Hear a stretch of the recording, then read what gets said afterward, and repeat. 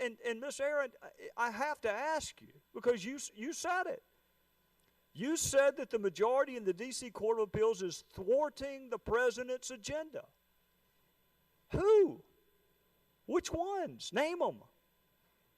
Who? When you said that, what judges by name were you referring to? I'd like to talk about perhaps. That's great. And when you're a member of Congress, you can ask the questions. But for now, I get to ask the questions. I want to know who specifically you were making reference to when you said the majority is trying to thwart the president's agenda. Which judges on the D.C. Court of Appeals do you think are motivated by thwarting this president's political agenda?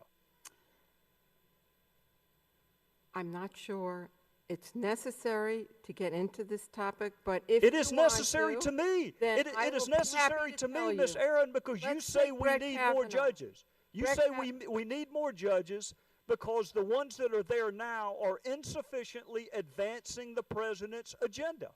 I want to know which ones. Okay. Who? I'm happy to give you 2 examples. Give me names. Okay. I'm happy to do that. Give it.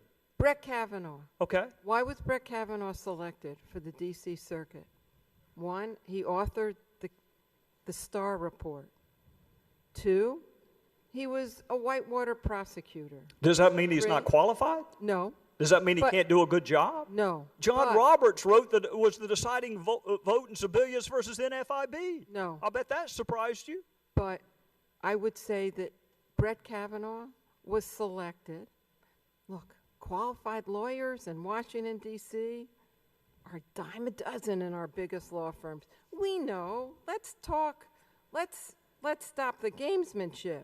Brett Kavanaugh was selected because President George W. Bush knew, if confirmed, he would pretty much carry out President Bush's agenda, and he has.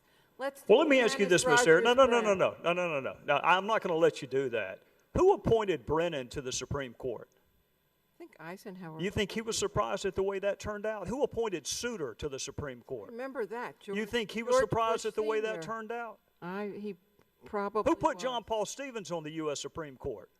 I think that was Richard Nixon. You think he was surprised at the way that turned out? Listen. So you can't go based on who the president is, what their judicial philosophy is going to. That's why we give them lifetime tenure.